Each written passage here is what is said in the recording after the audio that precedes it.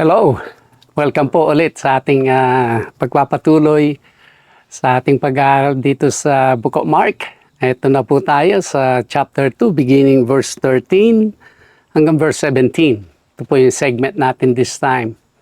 Salamat po again sa mga medyo maraming nag-subscribe this past video. Salamat sa mga panonood ninyo. At the same time, nag-subscribe kayo. To some, we invited you to subscribe at you accepted and pinahintulutan ninyo yung aming invitation.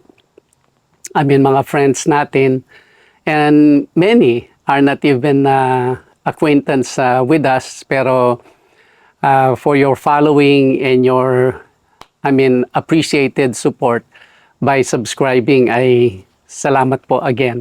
Nawa kayo ay nasa mabuting kalagayan at the moment as you are watching this video.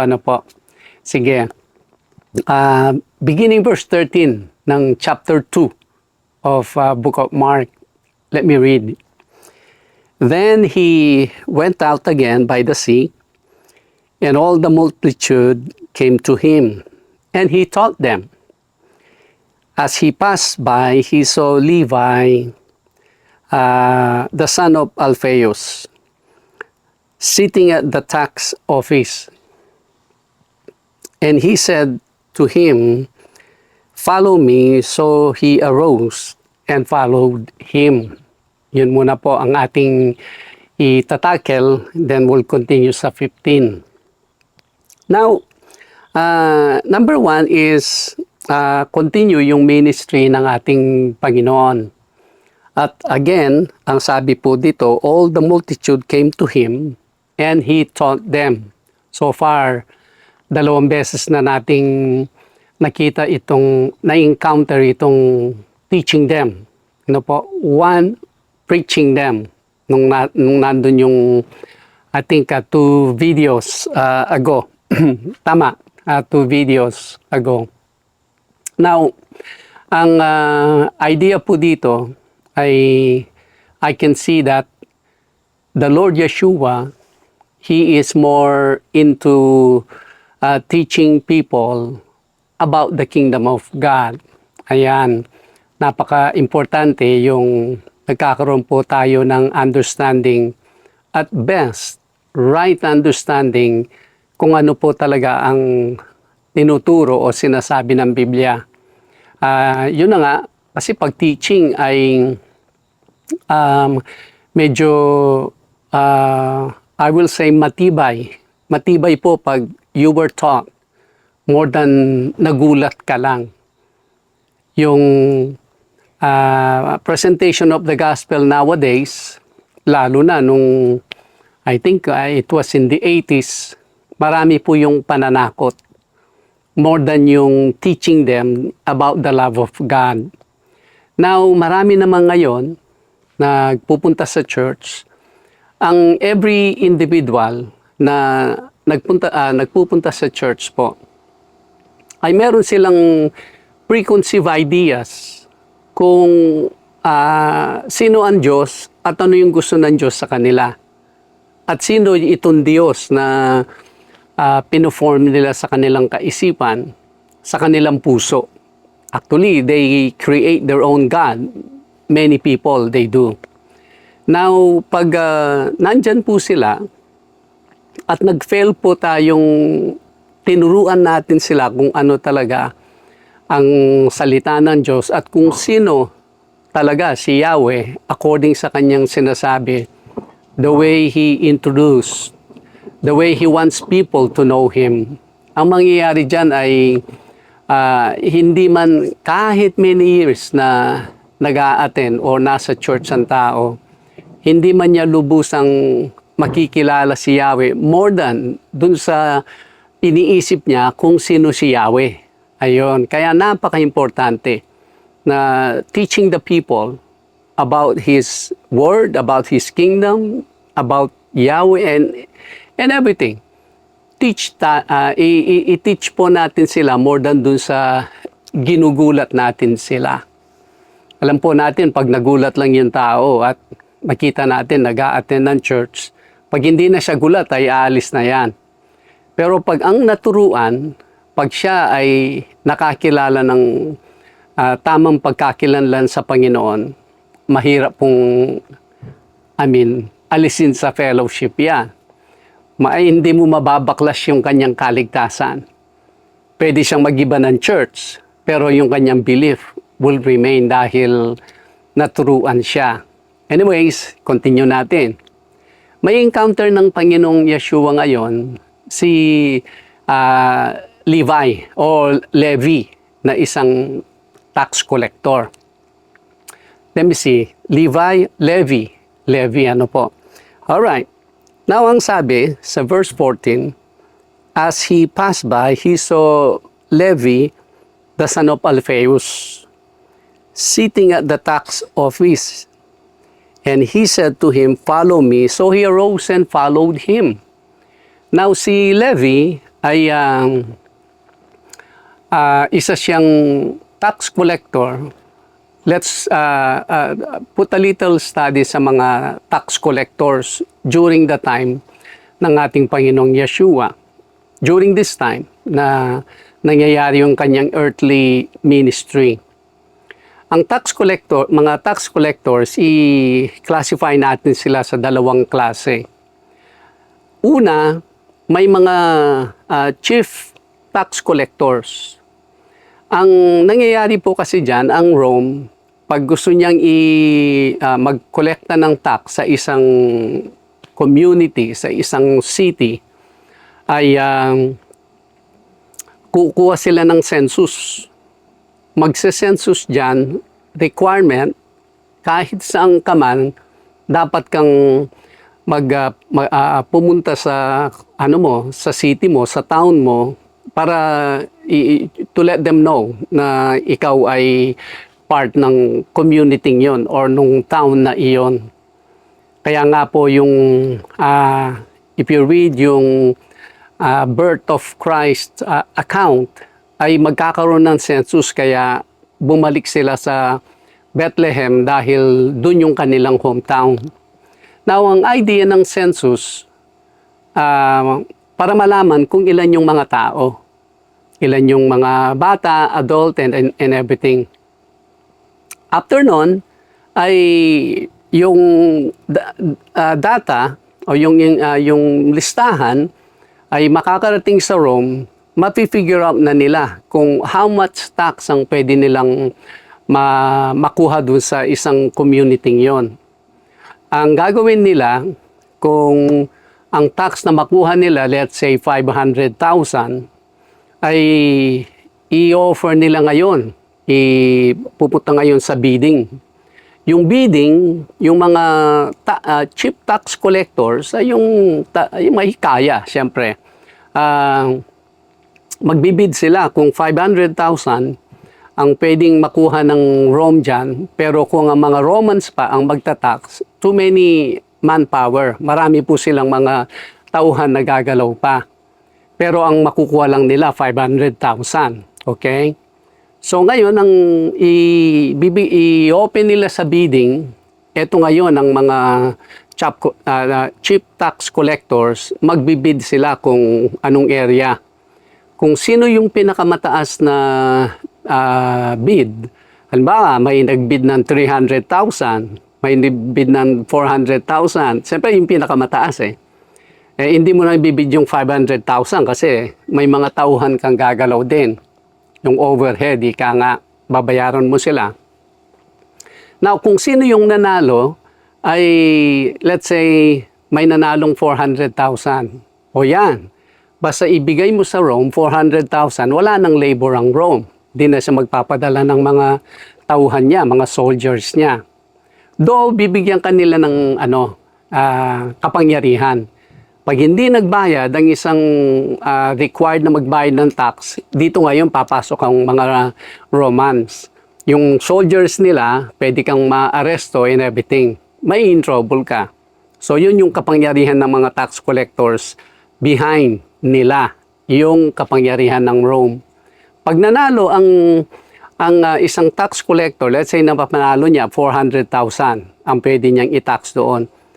Wala na pong limit kung ano ang itatax niya sa mga tao. Let's say, i-tax niya yung mga tao para magiging 700,000. Wala na po ang Rome doon. Basta ibigay mo sa mga Roman ay yung 400,000, wala na po sila kung overcharge or ano pang gagawin mo dyan. Ang problema, ang mga tax collectors ay mga Hudyo din. Kaya yung mga tax collectors, whether isa kang ordinary tax collector tulad ni Levi o ni Levi, or chief collectors, they hate them. They hated them. Dahil sila ay they're working for the Gentiles, pero pinipress naman nila yung pressure sa kanilang mga kapwa Hudyo. To the point, ang tawag sa kanila mga publicans. Mga ayaw nilang maki-associate. Dahil sila, they freely associate with the Gentiles, with the wrong people. Ika nga, imagine ang Rome, you're serving the Rome, is serving the Romans at the same time na naaapi yung kapwa Hudyo mo. It's a picture nung World War II, dyan po sa Pilipinas, kung maalala ninyo yung mga makapili, at least yung mga medyo kasing edad na natin, ano po, narinig natin sa mga magulang natin yan. Yung mga may suit na bayong, tapos may butas, tuturo nila kung sino yung kasamang mga guerrilla para arestuhin ng mga Hapon at pwedeng i-torture or patayin. At the same time, sila magkakaroon lang ng pagkain or bigas. Pero sa cost nung taong kapilipino niya na pinarusahan, pinahirapan, to the point, papatayin pa. Yun ang mga makapili. Kaya during that time, talagang makapili yan and everything. Ganun na lang yung hate nila. Now, ito po yung mga tax collectors. Pero si Levi, hindi po siya chief tax collector. Isa po siyang ordinary tax collector. Meaning he's working for the wages, for the sweldo. Kumbaga, naging occupation niya ngayon ito. Pero itong occupation niya, siyempre pag tax, we're talking about numbers, di po ba? Nung naging disciple na siya, hindi man siya na-in-charge sa pera. Dahil alam po natin, ang in-charge sa pera among sa mga disciples ay none other but si Judas. Ayan, Judas Iscariot. Now, let me go back. Ang thought ko po, si Levi, na nandoon siya, meron siyang table, kung may gustong magbayad ng tax, bayad siya, ilista niya, clear ka na. So, hindi na pagdating nung due date ay may mga darating na mga soldiers or arresting people, bakit hindi ka nagbabayad ng tax? Kasi required talaga yan. You have to pay. Si Levi ay working for that occupation, pero nung sinabi ng Panginoon, followed me, he immediately followed. I believe marami po sa mga tunay, I'm talking about tunay na Kristiyano, na sila ay involved sa kanilang particular profession, occupation, trabaho, na wala namang joy, wala ang puso nila dun sa kanilang ginagawa, kundi yun ay ginagawa nila for the sake na they can bring bacon home. Meaning, they can pay the bills, meaning, para meron silang pagkain, para merong pangbayad ng upa or pambayad ng mortgage, kung ano man yung kailangan bayaran. Pero yung puso nila, wala naman doon. Now, I'm talking about sa mga tunay na believers po. Darating yung araw at oras na the Lord will call us, follow me. Meaning, merong something better, something wonderful the Lord has for that person. I don't know kung kayo po yun na nanonood, nakikinig dito. Malalaman mo naman na ginagawa mo ang isang trabaho, pero talaga wala naman joy. Wala yung puso mo sa ginagawa mo. basta ginagawa mo yun for the sake of sweldo or profit, ano po. Now, ito po yung something to watch, something to be aware para hindi po tayo maging biktima, if you allow me to give advice, ano po. At least unsolicited advice. Excuse me po. Ang ating pong profession, occupation, kung ano man po yung ginagawa natin, pwede pong mag-serve sa atin yan. Pwede po siyang mag-serve ng good at pwede po siyang mag-backfire. Pwede po siyang maging master natin, magiging alipin tayo. Instead na inaral natin, tinrabaho natin, pero yan ang mag-i-enslave sa atin pala. Kung hindi natin ito alam at kung hindi natin gagawin na mas priority kung ano yung pangungusap ng Panginoon sa atin. Kadalasan kasi, lalo na sa social network ngayon, will I say, tulad ng Instagram, Facebook, o kung ano man, na you're broadcasting your whereabout, you're broadcasting your progress, di po ba? Pag ang tao ay kumikita ng pera, nakakabili ng mga different material things, pinapakita niya sa mga kakilala niya, sa buong mundo, how beautiful life sa kanya sa nagagawa ng perang kinikita niya doon sa trabaho niya.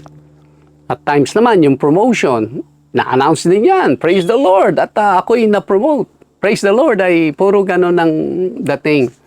Pero, kung iyan ay pinagmayabang na natin, if you let me use that word, pinagmayabang na natin, or sometimes yung magulang, pagmayabang natin yung anak natin, yung anak ko, scientist yan, yung anak ko ay na-promote yan, vice president. Pero, anong mangyayari dun sa tao na ang daming mga dealings niya to make him compromise or to make him turn, kumbaga yung maalis siya sa pananampalataya niya, pero wag anak, wag kang aalis dyan, parang gano'n. Pagtiyagaan mo yan, pero ang katotohanan, na-compromise na ngayon. Gumagawa na ng something na hindi na tama. Kumbaga unrighteous na. Pero hindi pa rin makaalis-alis. Bakit?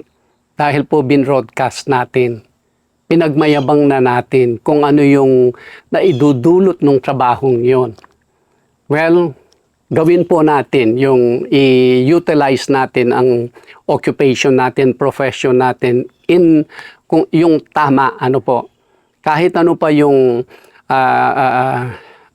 nagigain natin, ano pa yung how much money yung trabaho natin. Number one, that's from the Lord. And number two, hindi po yan permanent.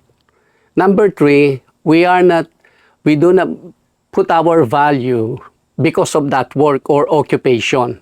Our value is between us and the Lord. The Lord loves us so much. Not to the point, He loves your soul. Not everything, hindi yung palamuti ng soul natin. Hindi man yung physical natin. Hindi man yung material natin. Hindi man yung occupation natin. Kumbaga, the Lord deals with us sa ating kaluluwa. Ano po? So ngayon, kung meron mga palamuti na mas maputi sa sa ating kapwa-tao, thank you Lord. Pero hindi po natin yun binabrag, pinagmamaliki, pinagmamayabang. Dahil any moment, tayo po ay we are willing to leave and abandon that for the sake. Pag narinig natin ng Panginoon, come and follow me. Makaka-follow tayo. Hindi yung, ang hirap, ang hirap iwan paano na pag iniwan ko, mag-i-start all over ako. Pag malalaman ng mga kaibigan ko, malalaman ng hindi na ako presidente, hindi na ako vice president, malalaman nila I don't make that the same amount of money, ayun na yun. Kasi at one time, you impressed sa mga tao that all those things you are possessing dahil lang dun sa trabahong yon. Ayun. Kaya si Levi, wow, immediately naiwan niya. Provided, pag tax collector ka, medyo sagana yung pera. Imagine, pera ang kadil mo eh. Pag marami kang nakolektang pera, binigay mo sa chief tax collector, I'm sure may mga bonuses yan. I'm sure may mga favors yan. At ang favor is, money. Pera pa rin yan.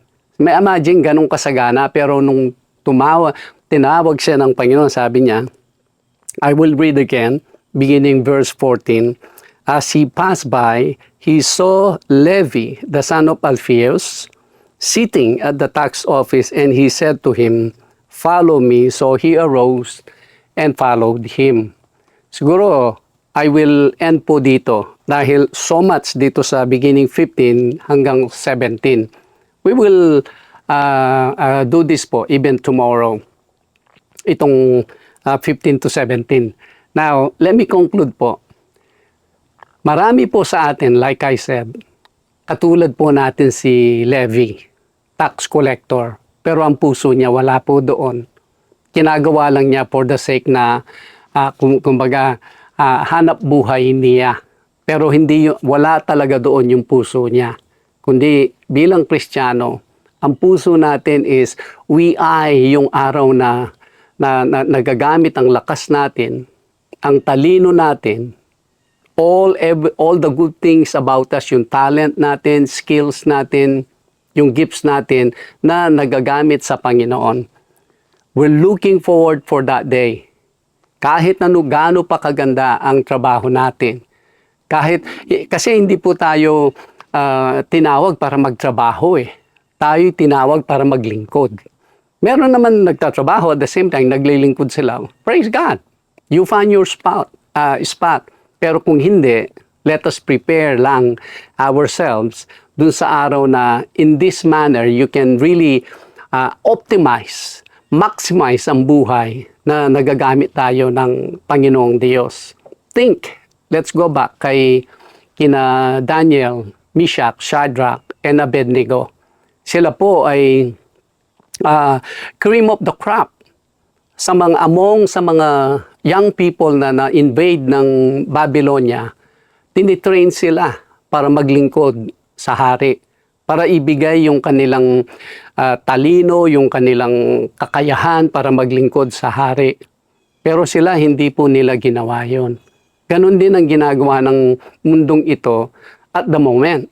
Para bang ini-extract nila yung all the beautiful, all the great things sa mga tao to serve the world. Pwede po, ahayaan po ba natin yon? Tayo we were gifted. We were given a chance to develop particular skills. Tayo po sa structure natin, nandun yung talent. And then gagamitin mo lahat para kay Nebuchadnezzar. Gagamitin lang natin yan, kukonsume natin lahat yan para sa mundo. And then yung panahon natin sa church ay, kumbaga, nagpunta ka naman ng church. Nag-attend ka naman ng church. Nakita ka ni pastor sa church. Is that it? So that means, ano po yung isusulat nating legacy sa mundong ito? Bilang Kristiyano, Bilang Kristiyano. Kaya yung paghahanap buhay natin, para sa pagkain yan. Pero yung mga tenga natin are all open. When the Lord will say, let me take you to the next step, to the next step, and to the next step. That way, ma-encounter natin what we were created and what we were built for by the Lord. Ayun. Sige po, hanggang dito lang. Nawa yun ay nag-serve sa atin ng something to be aware of, na hindi po yung trabaho niyan, hindi po yung position na yan ang more important. Lalo na kung wala naman ang puso mo dyan, kundi ginagawa mo lang para makita ng mga tao na you're better than them. Oh, suot ko ay nabili ko to dahil sa trabaho kong ito, dahil sa ginagawa kong ito and everything. Let's leave that to the people who do not know the Lord. That's their game. Ang game po natin is every day, let's prepare ourselves. Let us consider every day as a training, because the time and the hour will come. The Lord will say, "Come and follow me." Ayun. Alright, hanggang dito lang po tayo. Hanggang sa susunod, si Pastor Rameses Gambo po ito. God bless you and shalom. Shalom.